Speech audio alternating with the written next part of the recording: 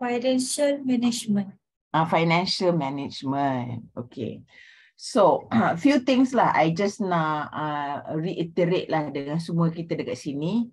Semua kat sini ladies pula tu kan. So, yang penting pada saya ialah pengurusan keuangan ni sangat penting. Okay. Kenapa dia penting? Sebab dia membantu kita membuat keputusan pada masa yang tepat. Okay.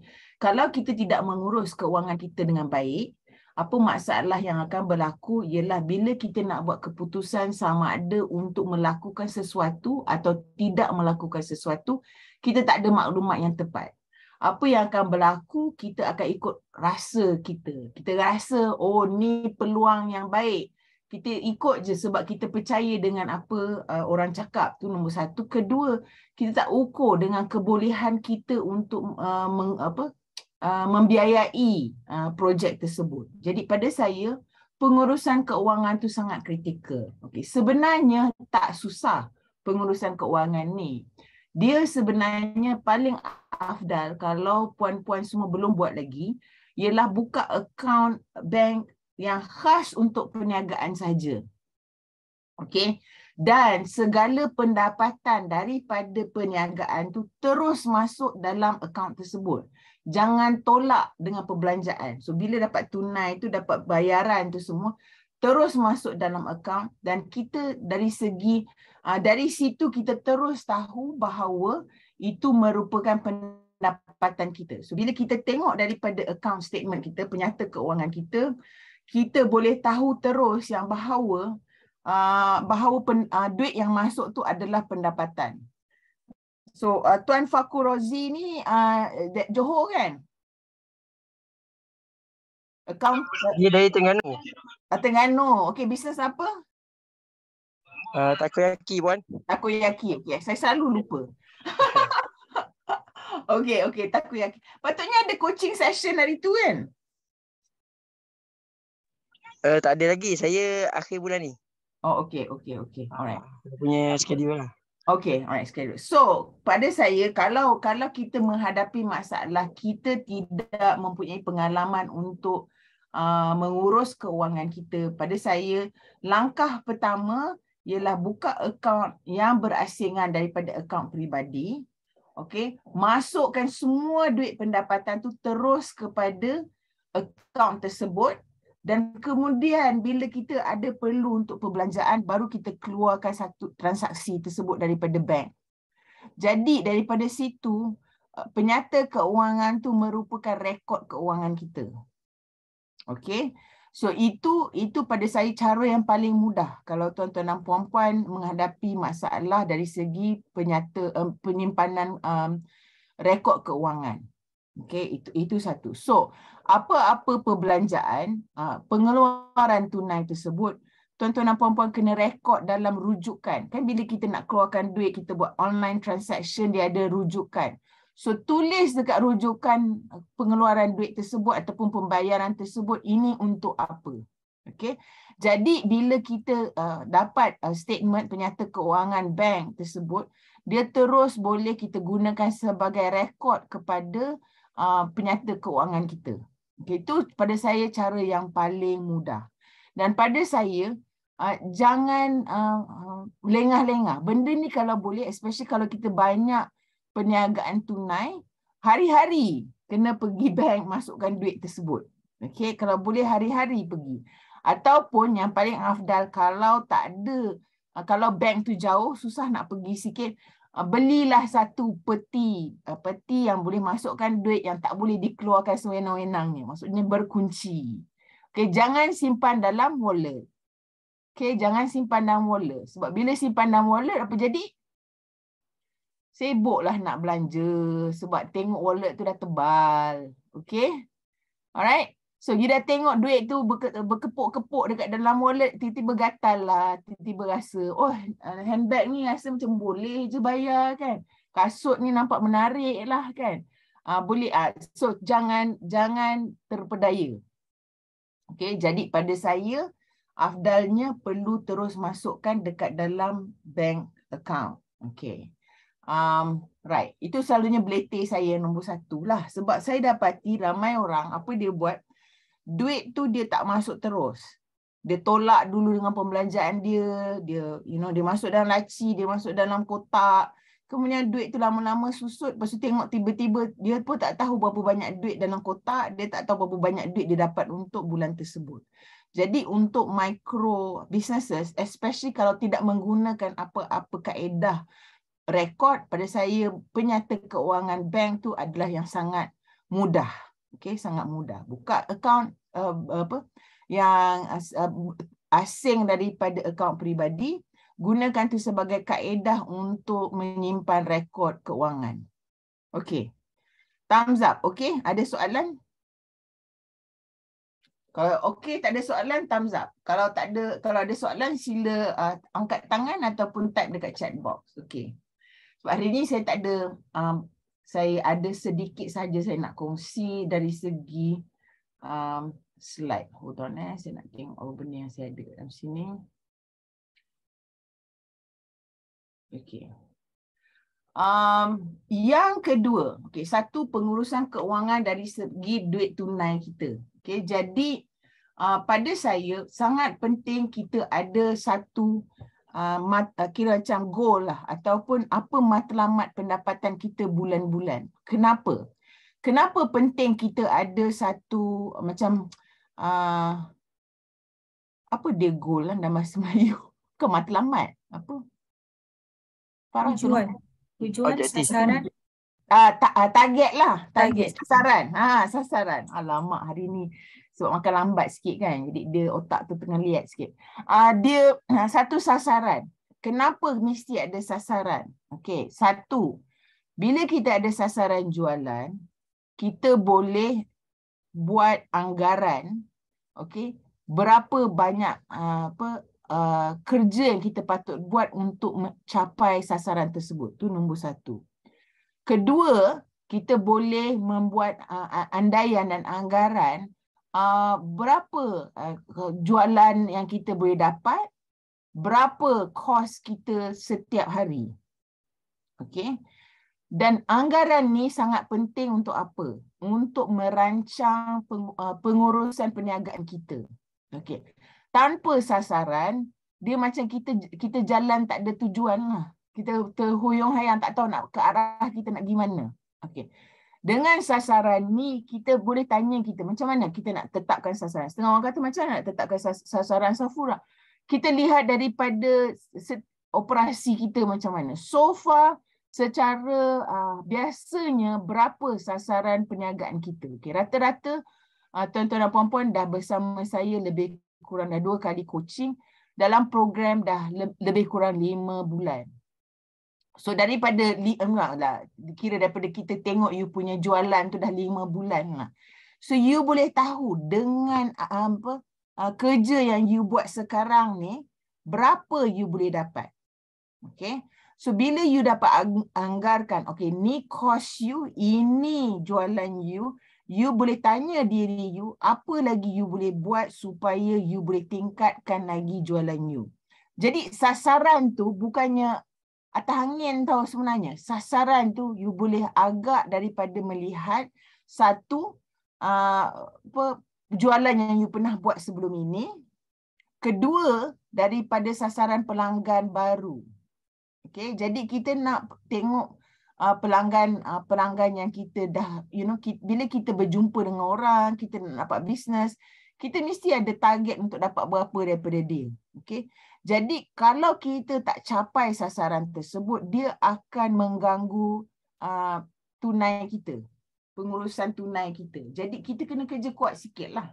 Alright? Okay, so sasaran tu sangat penting. Kenapa? Sebab juga kita perlu menyediakan belanjawan. Okay, kenapa belanjawan tu penting? Belanjawan tu penting sebab kalau ada belanjawan, kita boleh merancang masa hadapan kita, keperluan kita untuk memastikan perniagaan kita ni boleh berjaya dan berkembang. Sebab saya nak tanya tuan-tuan dan puan-puan kat sini, apa tujuan you berniaga? You berniaga saja suka-suka sebab tak ada kerja lain. Okay, tak ada salah dan tak ada salah kalau kata ya benda tu. It's okay. Setengah orang dia saja nak berniaga sebab dia ada masa terluang. Okay. Adakah you berniaga sebab you just nak memenuhi, you know, saya nak jadi seorang usahawan, saya just nak rasa macam mana jadi usahawan. Okay, fine. You dapat pulangan, you tak dapat pulangan, tu tak menjadi isu yang besar. Tapi lagi satu jenis ialah bahawa you buat perniagaan ni untuk menampung sara hidup you. Okay, nak menampung sara hidup you. So, sara hidup ni berjalan. Okay, bisnes jadi tak jadi, sara hidup kena jalan. Hutang kena bayar, rumah kena ada, nasi kena ada dalam periuk. Betul? Right. So, dalam keadaan yang macam tu, itu sebabnya belanjawan tu sangat penting. Kenapa? Kita nak merancang masa depan apa benda yang kita boleh dan tak boleh buat. Okay, dengan belanjawan kita senang kita nak merancang dan membuat keputusan. Sebab kalau kita tak ada belanjawan, kita jalan memang tak ada hala tuju lah. Semua jalan tu menuju ke tak tahu ke mana. Okay. Jadi pada saya, tuan-tuan dan puan-puan kena fikir. Okay. Sampai bila nak tahap sale yang macam ni? Okay. Dengan duit pulangan banyak ini. Sebab tak semua bisnes dia akan ada tunai sedia ada dalam tangan. Terutama sekali kalau kita pilih model consignment. Kalau kita pilih model agent, kalau kita pilih model yang bergantung kepada pihak ketiga dalam jualan. Kalau bisnes kita bisnes cash, maksudnya F&B, dia makan, dia bayar, itu mudah. Okay? Tapi kalau kita punya bisnes bergantung kepada orang ketiga untuk menjual, barang tu ialah produk yang kita bergantung kepada orang tu untuk membayar kita balik, ataupun kita pun bergantung, kita perlu membayar balik orang dengan harga, maksudnya keuntungan yang nipis. Banyak perancangan yang diperlukan supaya berbaloi kita berniaga ni. Betul tak? Kadang-kadang kita rasa berniaga teruk, tapi pulangannya nipis. Might as well duit yang kita dapat tu kita buat apa? Masuk tabung haji. Masuk ASN, ASB. Apa? Beli emas kat Farah, Emilia. Alright. So, itu sebabnya pada saya bila kita buat perancangan keuangan ni, perancangan keuangan ni bukan saja perancangan tunai, tapi juga perancangan keuangan hari-hari kita, minggu-minggu kita, bulan-bulan kita termasuk belanjawan. Okay? Right? So, belanjawan. Okey, pada saya biasanya kalau kita memulakan perniagaan ataupun kita ada perniagaan sedia ada, afdal tuan-tuan dan puan-puan sebenarnya merancang keperluan keuangan 3 hingga 6 bulan ke hadapan. Okey, jangan hari ni makan tak tahu esok nak dapat duit kat mana.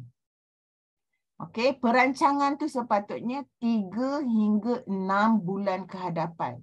Jadi, Safura, saya tak tahu macam mana nak menganggarkan. Okey. Kita buat anggaran yang paling asas. Maksudnya, kalau perniagaan kita nak berjalan, apakah dia kos-kos yang kita perlu tanggung setiap hari, setiap bulan? Itu yang you kena, maksudnya ada rekod you. Okay, ni setiap bulan saya kena bayar kos untuk api air untuk bisnes saya. Kena bayar sewa. Okey, kalau ada pekerja, berapa banyak pekerja. So, dalam masa tu, you nak tengok 3 hingga 6 bulan ke hadapan. Kenapa? Sebab untuk tuan-tuan dan puan-puan nak dapatkan bantuan, pembiayaan, nak dapat duit untuk apa-apa ke masalah yang dihadapi dengan keuangan, selalunya mengambil sekurang-kurangnya 3 hingga 6 bulan baru dapat duit. Okey? Kalau kita nak buat pembiayaan, kita nak minta orang pinjam kat orang pun. Bukannya macam kita boleh pergi dekat mak abah kita, mak, saya perlukan 10,000 untuk sebab bisnes tak jalan betul. 10,000, boleh tak bagi saya 10,000? Jarang orang akan immediately bagi kita 10,000. Dia mesti ada aset yang dia kena lupuskan. Mungkin dia kena keluarkan duit daripada EPF. Mungkin dia kena keluarkan duit daripada simpanan dia. Mungkin dia kena jual sesuatu. So, kerap kali dia mengambil sekurang-kurangnya 3 bulan baru duit tu boleh dapat. Itu paling konservatif. Betul? Dan rata-rata kalau you nak buat pinjam pinjaman peribadi kecuali dengan Along, okay, you tak dapat. You minta hari ni, esok you dapat. Okay, jarang. Jarang sangat. Okay. Dan selalunya kalau you nak minta pembiayaan, apa dia minta? Siapa boleh sini kongsi? Oh, you nak minta pembiayaan, dia minta apa dekat you? Cagaran. Dia minta cagaran. Dia minta cagaran dalam bentuk apa? Rosma, cagaran dalam bentuk apa? Cagaran tanah. Tanah, dia minta tunai, dia minta orang garanti. Semua tu mengambil proses. Mengambil proses yang lama sedikit. No. So selalunya yang bagi, dia kata hari ni you mohon, esok you dapat. Selalunya pulangan untung yang dia minta tu tinggi. Okay, saya bagi contoh lah, BSN lah. Kalau you all nak minta pembiayaan dengan BSN. Dia punya kadar keuntungan lebih kurang 14%. 14%. Lebih kurang macam you pakai credit card lah. Credit card 18%. Okay, so sama ada you boleh tanggung ataupun tidak, itu satu hal. Jadi dia ada cost. So pada saya, untuk memastikan tuan-tuan dan puan-puan boleh dapat bisnes yang berjalan lancar, rancang belanjawan tuan-tuan dan puan-puan 3 hingga 6 bulan ke hadapan, supaya apa yang berlaku, kalau berlaku ketirisan, maksudnya pendapatan tu tidak memenuhi keperluan kos, you tahu ahead. Maksudnya you tahu sekarang, hari ni 3 bulan daripada sekarang, kalau sale saya tak sampai tahap ini, saya akan memerlukan duit masuk yang selain daripada perniagaan. Okey. Dan mungkin apa yang tuan-tuan dan puan-puan perlu lakukan ialah mengurangkan belanja-belanja yang tidak perlu. Itu satu perkara. Jadi perkara ni mengambil masa. Itu sebabnya saya kata pengurusan keuangan ni sangat penting. Bukan pengurusan tunai saja, maksudnya cash dalam tangan, tapi pengurusan dari segi kos, pendapatan kita dan belanja-belanja yang seterusnya. Alright. Ada apa-apa soalan? Okay. Kalau kos barang tinggi macam mana, Coach? Kos barang tinggi, harga kena naik lah. Dah berapa kali naik, pelanggan marah. Okey, itu sebabnya saya cakap you punya strategi harga kena betul. Tuan Muklis buat bisnes apa? Saya lupa. Saya F&B buat apa? Western food. Western food. Okey. So itu sebabnya tuan, macam saya cakap, especially F&B, you kena ada what do you call it, macam kita cakap lah, you ada core food yang you memang akan boleh maintain harga, you ada food yang you boleh ikut seasonal price. Okay, so I bagi contoh lah sebelum ni kan, kalau you kata macam, katalah jual nasi lemak, right? So kalau you jual nasi lemak yang basic, that one you patutnya boleh maintain harga because you punya strategi ialah menjual pada kuantiti yang banyak. Okay. Tapi kalau you punya nasi lemak additional, maksudnya you ada dalam menu you ada tambahan macam ayam goreng ataupun kerang sambal dan sebagainya, yang tu you boleh bubuh harga seasonal. Okay, that's why kalau you tengok macam contoh lah, bagi hari tu I pergi mana? Pergi makan lobster dekat Sungai Rengit, dekat Desaru, nak rasa makan lobster, dah tak berapa lama tak makan lobster. So apa dia buat kat situ, memang dia bubuh harga. Benda yang basic, harga quite standard, lauk-lauk yang standard. Tapi bila tiba benda-benda yang mahal, yang harga boleh, you know, sangat seasonal, you kena cakap kat situ, harga seasonal price. Okay, so it is up to client to decide dia nak beli atau tidak. So that's why dua perkara yang sangat penting. Target pasaran tuan-tuan dan puan-puan. Kedua ialah strategi harga penting. Okay. So like it or not, pelanggan memang akan marah. Memang pelanggan takkan setuju. And then you memang sepastinya kena revise harga, kalau tidak bisnes you bisnes kebajikan masyarakat. Kan, sedekah. Kan? Kalau sedekah kita dapat makan sama tak apa. Okey, ni sedekah kita kena fikir juga pasal diri periuk nasi kita. Okey. Jadi strategi tu kena betul Tuan Muklis. Tuan Muklis F&B food apa Tuan Muklis jual? Saya lupa, saya ni banyak sangat tak ingat. Makin muda kan. Western food, coach. Western contohnya? Chicken chop, fish and Chicken chip. chop. Ya. So that's why I cakap like it or not, ada benda yang one thing is you punya target pelanggan tu penting. Okay, target pelanggan you penting. And then you pada you kena take opportunity ni nak tak lama lagi nak tahun baru kan, boleh selalunya tahun baru potential harga naik lah. So you have to be careful. You naik harga tu maksud kalau you naik harga bukan hanya kerana bahan mentah naik. You kena naikkan something else. Maksudnya ambience you, service you, ada value lah. Okay. So you memang guarantee kita akan lose customer. Losing customer tu memang potential. Tapi kalau they like your food, they like how you serve your food, you like your service, orang akan sanggup bayar. Okay, Tuan, insyaAllah. Pada saya again, you punya target market tu penting. Tuan ni yang dekat Rasta kan? Ya, betul. Jemputlah datang puan kalau ada. InsyaAllah. Okay. Satu je western food kat situ. Kalau ada, jemputlah. I pernah pergi sekali, lama dah. Sebab tu tempat kelam-kelam untuk orang dating. Saya kat kedai, saya kerja. Jaga.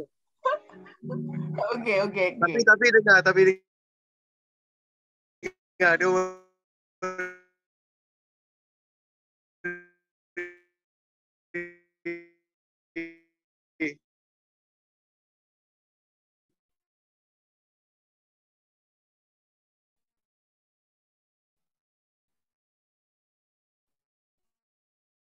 Okay. Yang fluctuate banyak. And then what is the thing that akan menyebabkan you kerugian? Especially F&B. F&B bahan mentah one thing.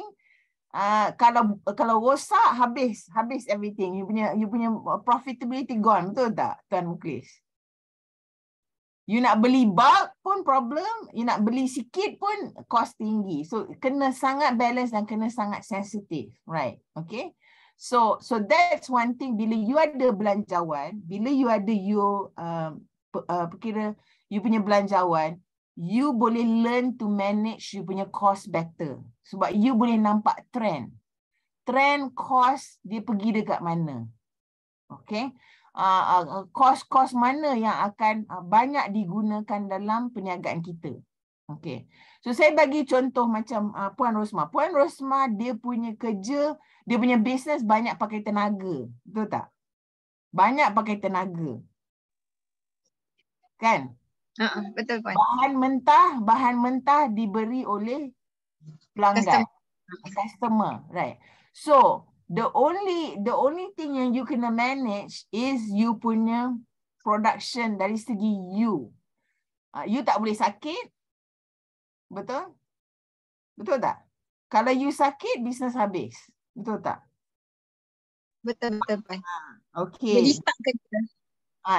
Kerja akan start, kerja tak akan bergerak sebab you lah.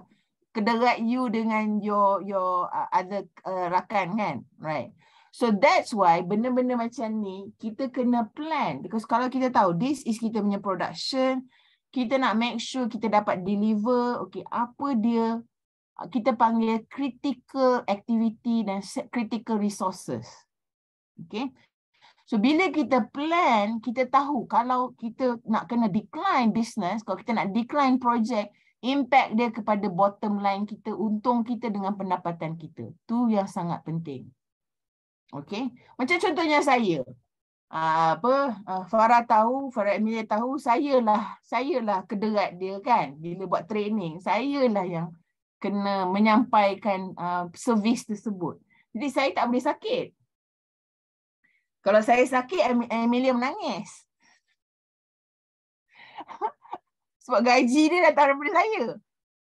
Okey, ni contoh lah, ni contoh.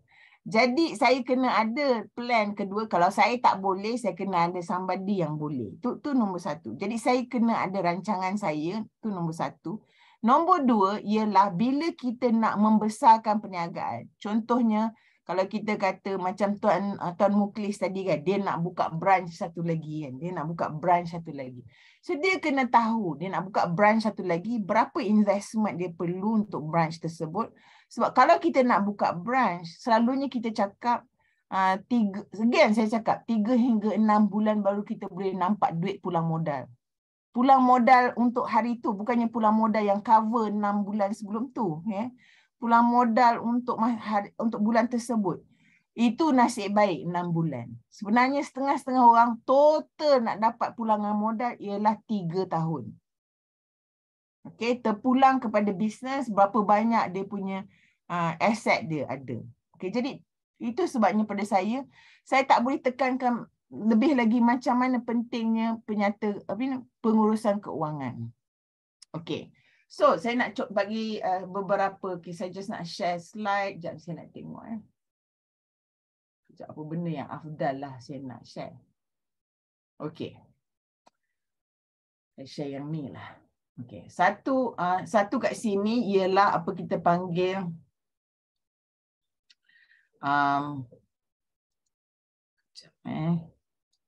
ini satu decision sheet. Okey, sebab tuan-tuan dan puan-puan mostly bisnes yang tak begitu, belum lagi sampai sederhana lagi. Mungkin micro ataupun small. Jadi saya just kongsi cost budget ni sebagai bantuan kepada tuan-tuan dan puan-puan untuk memahami pengurusan apa kita kata cost, pengurusan cost kita. Okay, let me share screen.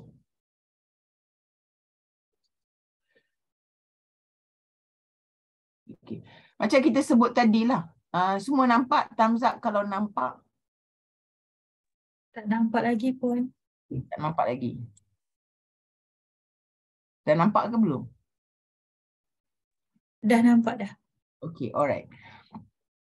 So yang ni merupakan bajet belanja kita. Bajet belanja kita. Right.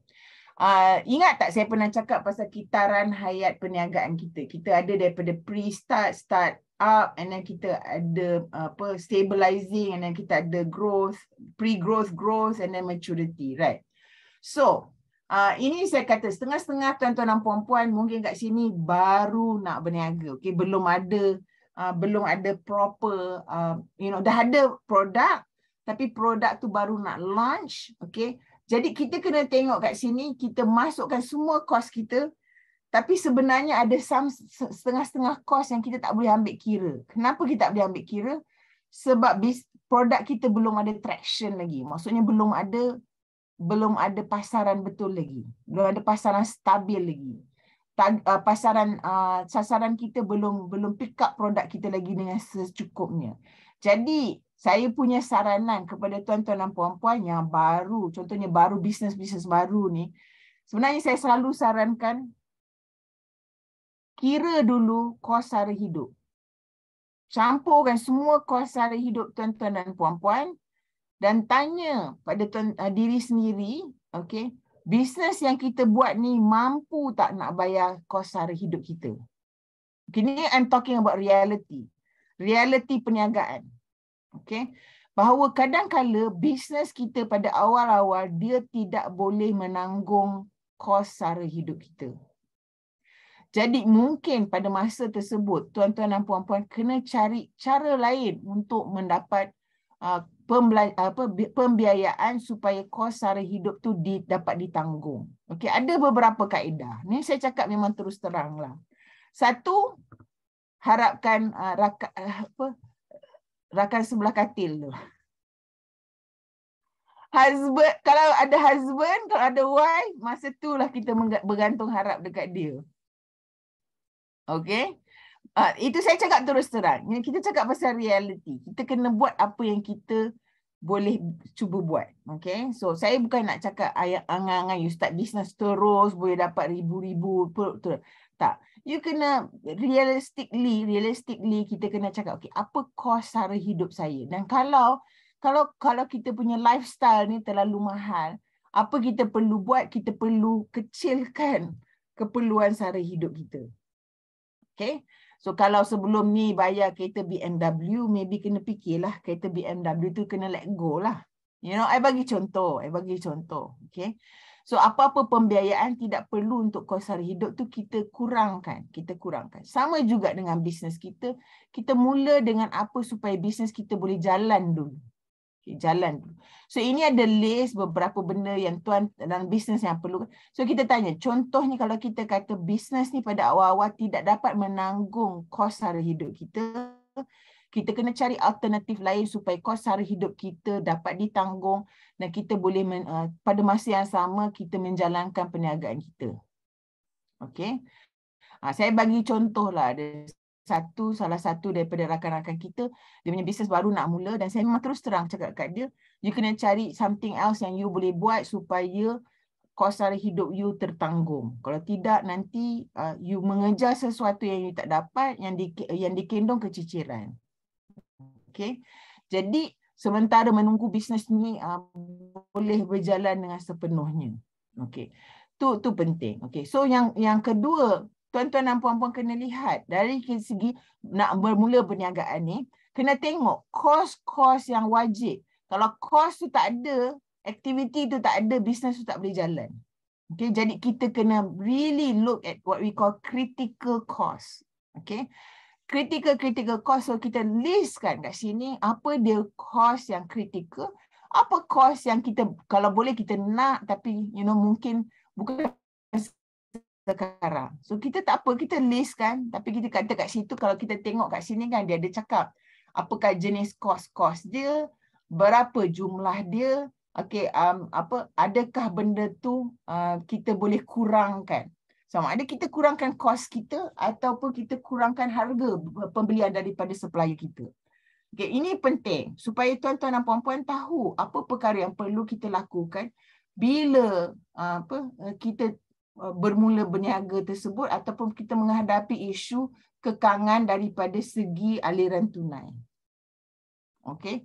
So benda ni semua penting tuan-tuan dan puan-puan, jangan ambil pengurusan keuangan ni diberi kepada pihak ketiga. Dia boleh membantu kita daripada penyediaan penyata keuangan, tapi semua keputusan ni sebenarnya atas tangan kita sebagai usahawan. So kita kena tahu berapa banyak duit masuk. Kita kena tahu berapa kos barang kita.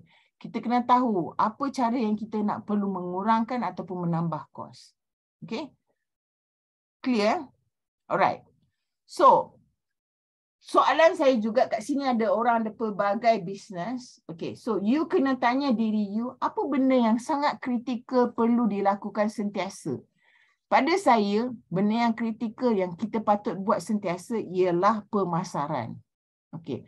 Tak kisahlah sama ada kita tak cukup tangan ataupun kita cukup tangan, kita kena sentiasa buat pemasaran. So pemasaran tu adalah merupakan satu kos yang kadang-kadang yang paling pertama kita buang daripada kos kita.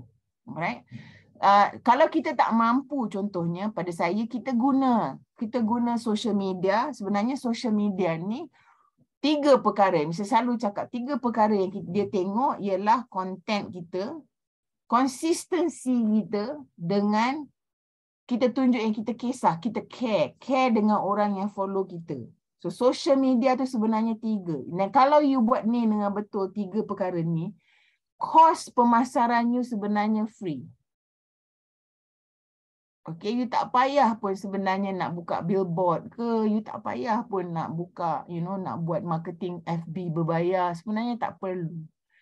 Tapi kita kena rajin, tu yang cakap, rajin kena rancang. Okay, alright.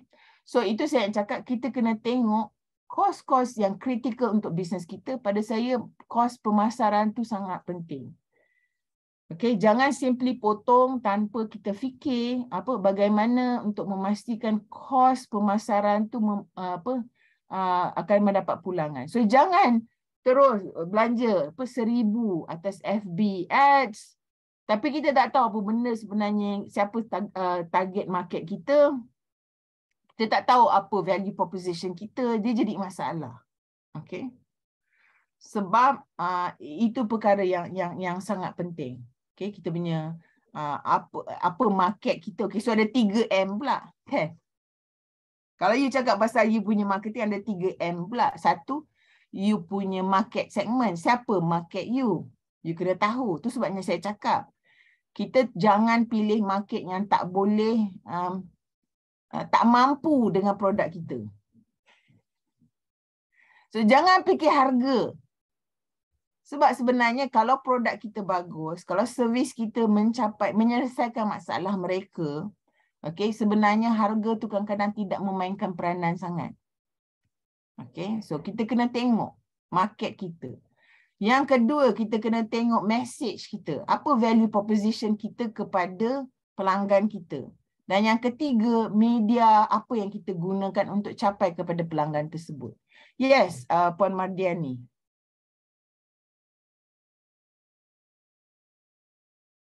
Ada soalan ke? Boleh unmute dan tanya? Ya, Assalamualaikum Puan. Salam. Saya nak tanya, kan saya buat ABC Abang Grab dekat gerai-gerai. Okey. Okey. Sekarang ni saya punya problem dari segi marketing lah, sebab saya buat bagian production. Lepas tu stuck dekat marketing. Lepas tu saya ambil lah satu orang kira macam untuk bagian marketing. Saya bagi dia basic 1-2, tapi benda tu macam tak berapa jalan. Perlukah saya teruskan? Kalau tak jalan, jangan teruskan. Tak, maksudnya ada idea lain sebab saya kan saya try buat sendiri tapi bagian production jadi penat. Apa ABC Abang Grab ya, dengan DZ buku tu. DZ buku. Okey. So dia macam ni. Kalau you nak upah seseorang untuk buat kerja ni kan 1,000, ni you ambil pekerja kan? Betul. Okey.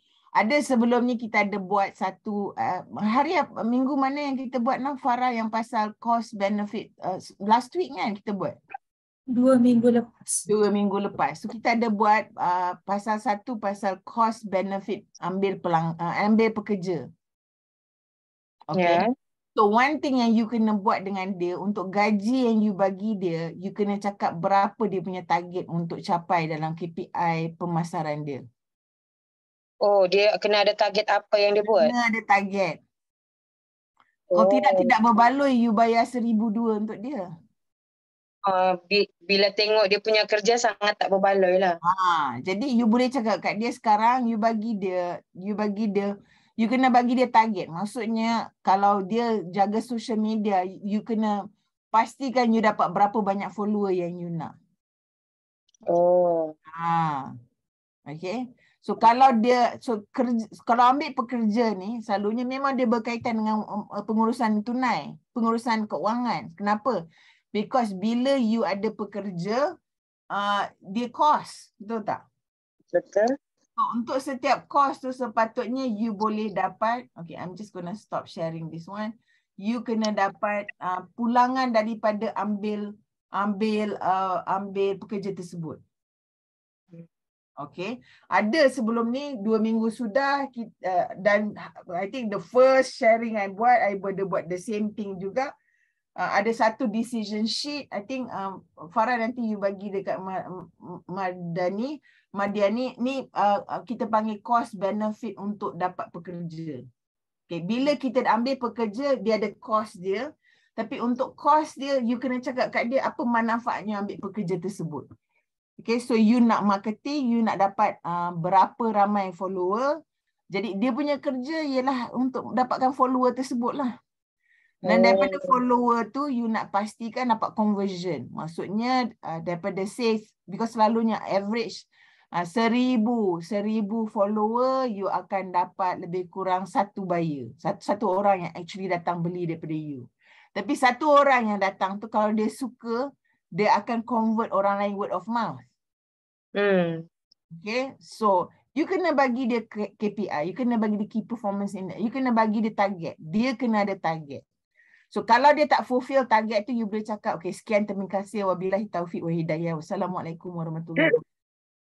Okay, masalahnya selalunya bila kita ambil pekerja, kita tak bagi dia matlamat dia, apa sasaran dia. So kita tak bagi, dia tak dia kena setuju. Maksud dia kata yes, dia boleh buat, dia boleh dapat follower sebanyak tu dalam masa, so then baru you ambil dia. Sebab dia, so that's why kita ada tempoh, macam kita cakap tempoh probation, tempoh percubaan. Saya ada bagi dia tempoh percubaan. Jadi kalau dia tak fulfill, jangan confirm. Tapi apa yang dia buat tu macam saya bagi macam contoh buat posting kan. Posting pun 3 maksimum pun dia tak boleh buat. So macam jadi itulah. Sekian wabillahi taufiq wa hidayah. Dah stop kan. Dah sekarang cuma masih rasa bersalah stop kan. Tak ada. You kena communicate dengan dia lah. You know, you nak buat 3, you nak sekurang-kurangnya ada 3 posting. So you bagi dia, maybe you prolong dia punya tempoh percubaan. Okay, tapi bila you cakap kat dia, I tak boleh confirm you. I nak, unless you boleh janji dekat saya, okay, berapa you boleh buat sekarang. So macam 3 posting pada saya sebenarnya boleh je buat.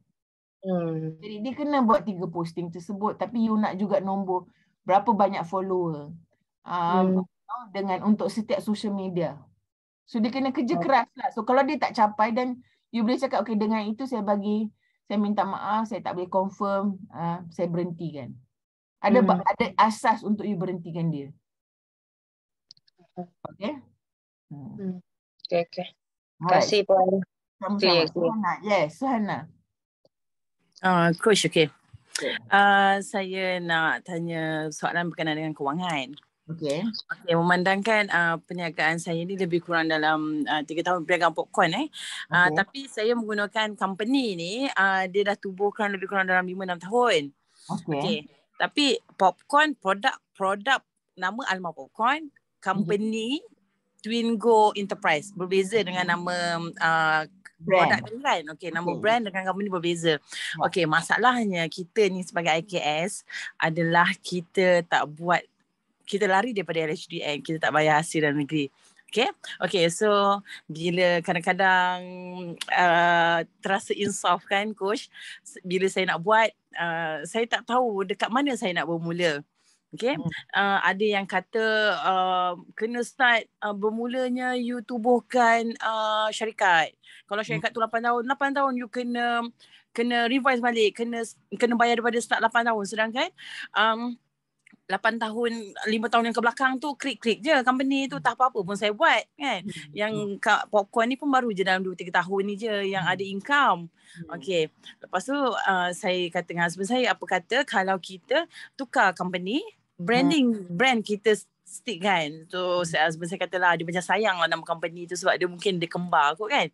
So sebab company tu nama Twin kan, Twingo kan. So okay, jadi saya nak tanya pendapat coach, macam mana saya nak mula dengan menggunakan company lama yang dah 7-8 tahun tu, tapi saya tak nak bayar mahal ni. Saya takut juga nak kena bayar mahal ni kan.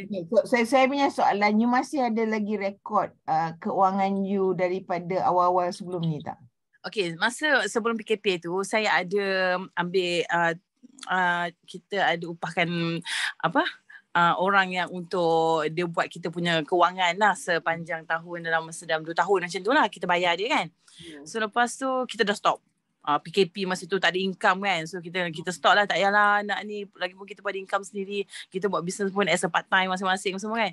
So lepas tu tiba-tiba bila kesedaran tu muncul, kita kena buat balik macam tu. Okay, tak ada lah. Tak buat. Maksud saya, I'm sure you punya business ada bank statement daripada dulu. Ada. Okay. Ada. So, masa awal-awal yang masa you belum buat business proper ni, ada income besar-besar tak ada kan? Tak ada. Okay. So, dia macam ni sebenarnya. You sebenarnya boleh mula. Okay, I basically I tak pernah deal dengan LHDN pasal benda ni. So, let me bagi caveat tersebut lah. Okay. Tapi sekarang ni LHDN, you boleh memang berbincang dengan mereka secara terus terang. You boleh berjumpa mereka dan dia akan ada bagi orang yang advice how to go about it. So satu benda pada I, kalau you punya bisnes yang sebenarnya membawa keuntungan yang kira boleh mula di cukai, you boleh mula masa perniagaan tu mula ada untung. So bukannya mula daripada kosong.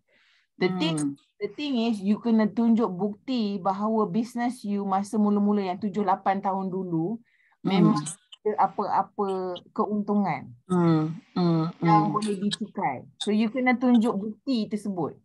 Maksudnya daripada penyata kewangan, maksudnya daripada penyata bank, bank balance dan sebagainya, you boleh buktikan macam tu dan insya-Allah tak ada isu pasal you kena bayar backdated tax yang tak ada berkaitan. Okay. Dia masalah dia macam ni tau. Bila LHDN masuk and dia yang buat dia yang buat calculation. Tu bila you dah kena macam tu parah. Sebab you kena buktikan against dia punya calculation. Okay, maksudnya contohnya lah, bagilah contoh kan. Katalah you jual dekat pasar malam, contohnya jual dekat pasar malam, dan dia perhati you, perhati bisnes you memang jual mencanak-canak dekat pasar malam, and then dia buat calculation. Satu hari dapat jualan lebih kurang 2,000, katalah 2,000 kan. And then menjual dekat pasar malam ni 4 kali seminggu. So 4 kali seminggu 8,000 kali 4 dah 20 lebih ribu lah. Betul ke 4 kali 8? Yelah lebih kurang lah. Saya punya at max cangkul. So lepas tu dia campur, dia kata you dapat lebih kurang say kalau satu bulan dapat, sekejap saya ambil kalkulator saya lah. Okay. So dia congak, dia kata you boleh dapat 50,000 sebulan. Okay, katalah dia congak. Dia buat congak dia memang dia buat congak yang tinggi lah. Dia tak buat congak rendah-rendah. Sebab dia ambil bisnes you masa bisnes you bagus. Kan? Dia memang tak tengok masa bisnes you tak bagus. Kalau dia congak. The thing is, bila dia dah congak tu, you dah problem. Because dia ada calculation dia. You kena buktikan against calculation dia. Tapi kalau you pergi dekat dia, you tunjuk memang awal tahun, the first 5 years tu, business you tak ada apa-apa, kosong. You tak ada buat business pun, you just register je. Right? And then you tunjuk bahawa you start then a few years, 2 tahun yang lepas, then dia akan calculate daripada situlah. Itu kefahaman saya lah. Tapi apa yang saya suggest dekat you risik-risik dulu dengan HDN. Jangan sampai dia tangkap you, baik you mengaku dulu. Saya said, kalau dia dapat bau-bau dan dia congak, tu tiba-tiba you akan dapat surat daripada dia. Sebab yang tu I pernah kena. I dapat surat daripada dia cakap I owe them 14,000. Wahal hujung pangkal pun tak ada. Wahal sebenarnya saya tak ada pernah ada bisnes masa tu. Memang masa tu saya memang bekerja dengan, cuma kesilapan on their side sebab file ada 2 file. I tak tahu macam mana ada 2 file. Saya ada 2 file. So satu file tu so dia congak saya punya penggajian. Lepas tu dia cakap saya owe them 14,000. So saya pun cakap lah, saya selama ni memang bayar potongan gaji. Lepas tu saya memang ada what do you call it, amount yang sebenarnya government owe saya. So, saya pergi jumpa, saya resolvekan benda tu dan memang dia cakap memang on their side silap lah sebab ada 2 file. Jadi diorang sebenarnya sekarang ni dia tak menakutkan macam dulu lah. Tapi as I said, kalau dia punya pegawai on the field dah tangkap you, tu memang problem. Because you kena buktikan against them. So pada you boleh, what you can do, you tak payah declare dulu. You just cakap dekat mereka, you tanyalah macam mana situasi macam ni. Okay. Or apa you boleh buat, cari tax consultant lah. Boleh Puan Suhana. Alhamdulillah. Alhamdulillah you sudah kena bayar. Saya memang dah bayar cukai. Tolak gaji lah. Cuma yang business saya belum declare. Yeah. Sebab program-program ni datang daripada gaji saya, potongan gaji saya dulu. Cuma yang bisnes saya tak ni lagi lah. Tapi bila sebut je lembaga ni, seram jugalah kan. Sebab lembaga lah kan. Lembaga kan. Lembaga. Hitam kan. Lembaga Palitam.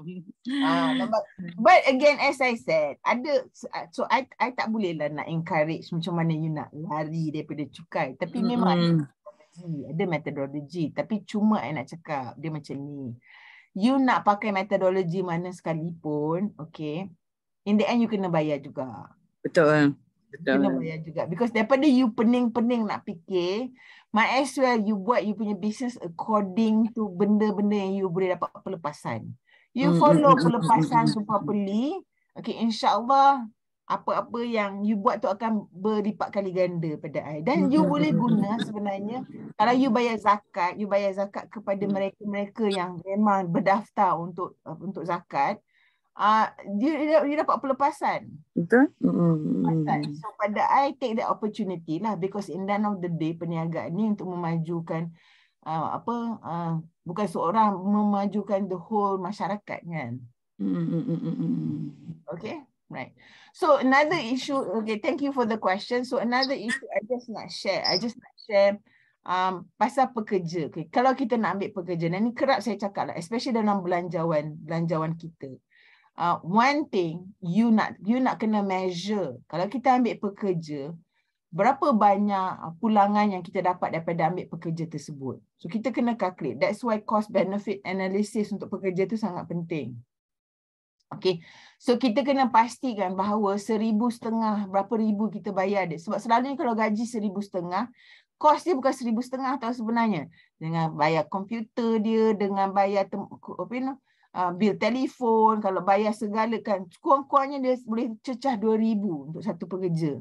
Okay, so kita kena pastikan bahawa 2,000 tu kita dapat pulangan kurang-kurangnya, saya selalu cakap, kawan-kawan terperanjat dengar 5 hingga 10 kali ganda. Okay. Kalau tidak sebenarnya, dan kali ganda tu maksudnya bukan top line tau. Maksudnya kos masa you juga. Macam saya dengan Farah kan. At least sekarang saya tak perlu pening nak mengejar tuan-tuan dan puan-puan untuk bila buat appointment. Right. Tu mengambil banyak masa saya. Wahai sebenarnya saya punya kebolehan dan pulangan adalah lebih bila saya buat pemasaran. Bila saya meeting dengan orang untuk dapat projek. Okay, itu kerja saya yang sebenarnya membawa pulangan yang lebih berlipat kali ganda. So dengan adanya Amelia untuk bantu saya daripada masa untuk buat pekerja menyusun masa saya kan, saya boleh 1 jam yang dia tolong saya tu, saya boleh dapat job meeting yang membawa saya sekurang-kurangnya 10,000 macam tu. Okay, jadi 1 jam dia bantu saya, 1 jam yang saya free untuk buat marketing, saya boleh dapat sekurang-kurangnya projek 5 hingga 10,000 untuk 1 jam dia freekan masa saya. Itu cara kita calculate. Bukannya maksudnya dia yang bawa 15,000 job tu. Saya yang bawa sebab dia bagi saya masa untuk buat kerja tersebut. Nampak tak? Alright? Okay. Jadi dia buat kerja yang menyebabkan saya boleh buat kerja yang membawa pulangan yang lebih tinggi. Itu kerja yang kita gajikan. So contohnya macam saya cakap, kalau macam Puan Rosma Wati, dia cakap dia nak dapat pekerja. So dia tak buat kerja yang customize. Okay. Puan Rosma yang buat kerja yang membawa pulangan yang lebih tinggi. Tapi sebab dia ada staff yang boleh buat kerja-kerja yang remeh, alter, baiki jahitan dan sebagainya, kan, buat kerja-kerja yang straightforward, jahit ready to wear, simple je tu, zas kan. Pukal. Apa dia? Yang pukal pun. Yang pukal, benda-benda yang kira tekan dan je terus lurus je macam tu kan. So Puan Rosma boleh buat yang customize, yang kena remeh-remeh sikit, jumpa pelanggan, build brand. Okay? Got it? Ada soalan lain tak?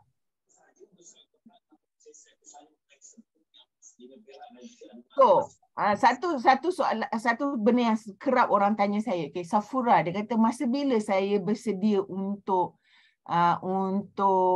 mengambil pekerja. Okay. Satu, bila you buat marketing kau, maksudnya you dah buat marketing sehebat-hebatnya kan, and then you dah mula operasi, you dah mula 70 hingga 80% dah capacity dah penuh. Okay. Masa tu is the time yang you dah kena start cari pekerja. Okay. Kalau contohnya macam tadi Puan Mardiani, dia memang orang operasi, dia nak fokus operasi dan dia nak somebody buat marketing. So kalau ada somebody buat marketing, dia memang boleh fokus dari segi production. Time tu bila you realise benda tu, time tu you kena ambil, you kena start look dah buat pekerja. Okay. So macam mana you nak kira kerja tu, dan you kena ada reserve dalam you punya belanjawan, dalam you punya bank, kena kurangnya 3 hingga 6 bulan gaji. Okay. Pada saya yang paling teruk 3. Maksudnya kalau apa-apa berlaku dalam masa kehadapan ni, you memang confirm boleh bayar gaji dalam the next 3 months. Okay. Ada apa-apa soalan tuan-tuan dan puan-puan? So 3 bulan pada saya, overhead 3 bulan sangat penting. Okay, overhead 3 bulan sangat penting. Sasaran jualan sangat penting supaya kita tahu berapa banyak kita capai ataupun tidak. So maksudnya kalau bulan ni tuan-tuan dan puan-puan cakap, okay, saya nak dapat sales 3,000. Okay, sebelum ni sales saya selalunya 1,500, 2,000. Sales saya nak 3,000 bulan ni. Okay, because saya target. So you kena tanya yourself, apa benda yang saya kena buat supaya saya dapat 3,000 tersebut. Okay. Kalau kita contohnya ada seorang dua dekat sini, you punya business is hanya jual barang saja. You tak produce barang pun. You hanya jual barang saja, kan? Apa kerja utama you? Apa dia, Farah? Promote. Yes, kerja you hanya promote aja. Kalau you tak buat promotion, business you tak akan naik. Okay. So ini pada saya kerja yang, kalau kita kata business, orang kata business yang paling mudah sebenarnya. Kalau you jual barang orang, kerja you promote aja, promote gila-gila, promote aja. Okay, sebab you tak payah nak risau mengenai cost production. You tak payah risau pasal nak cari pekerja. You probably cari agent tolong promote dengan you je. Okay. Jadi kalau you datang kat I buat coaching, and I tanya, you dah buat tak promotion, dan you cakap you tak buat, aduh, saya tak boleh buat apa lah, saya senyum je. Okay, so promotion, walaupun capacity dah penuh ataupun tidak, sangat penting. Kena promote.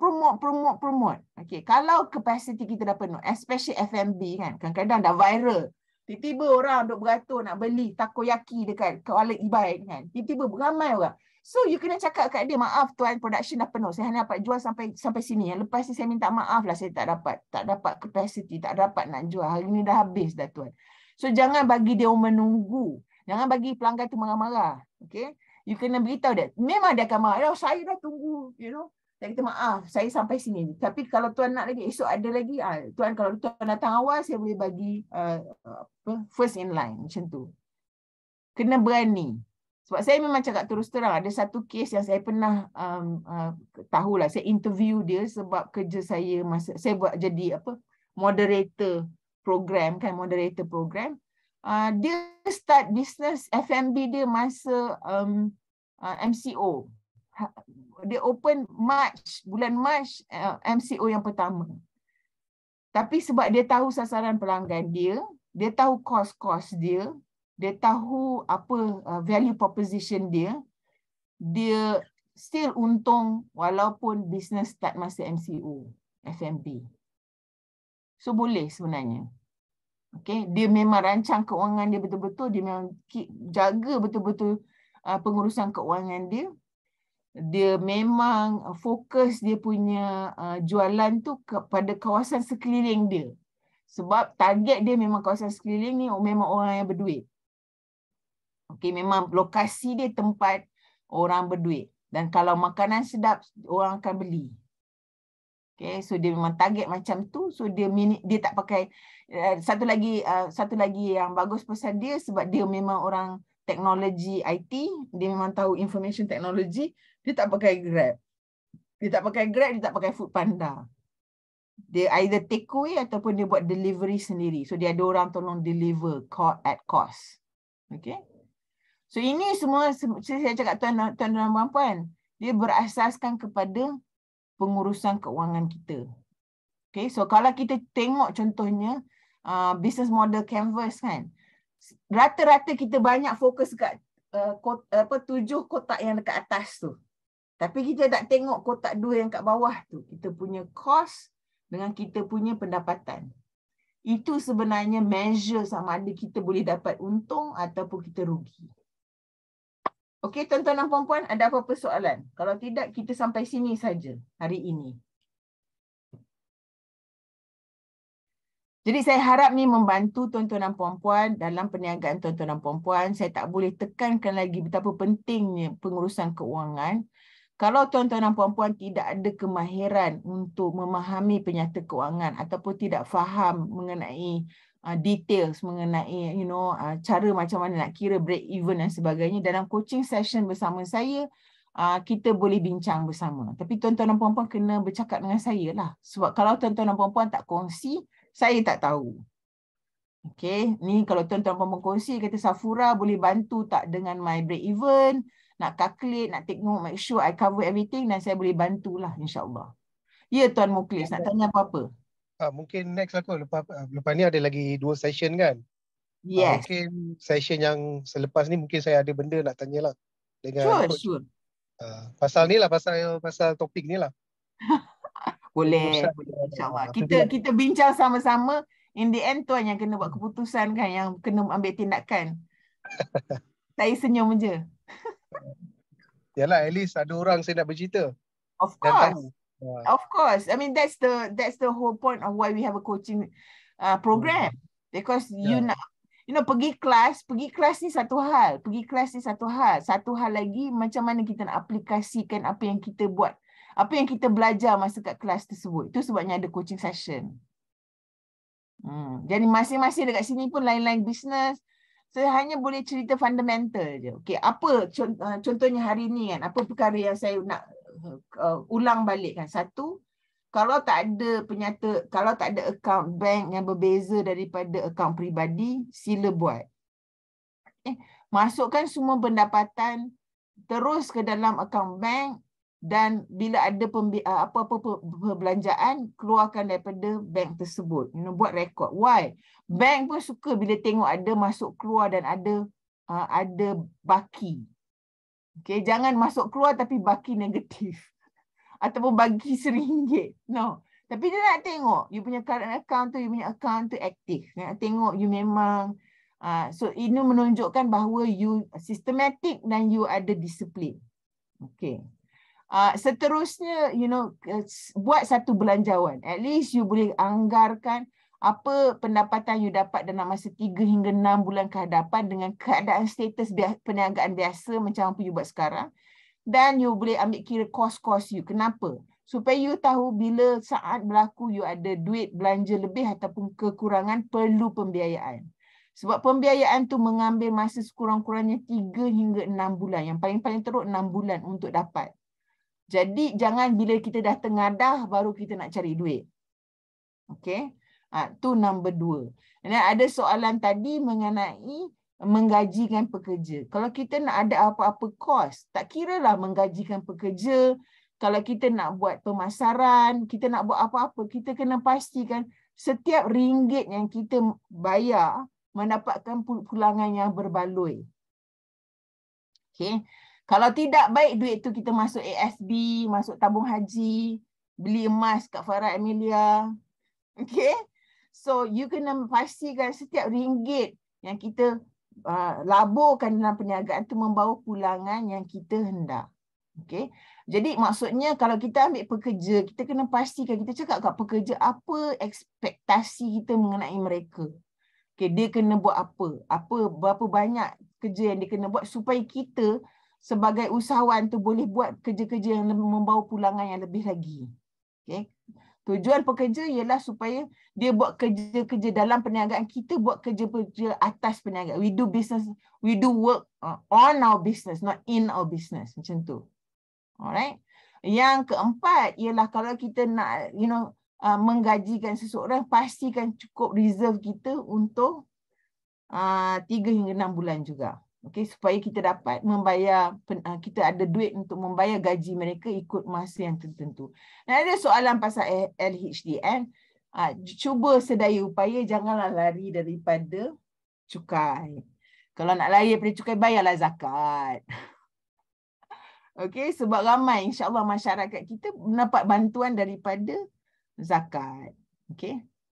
So dengan itu saya rasa kalau tak ada apa-apa soalan, mungkin semua on kamera, Farah boleh nak ambil gambar. Sebab kalau tak ada gambar, tak ada bukti, kita buat kelas ni.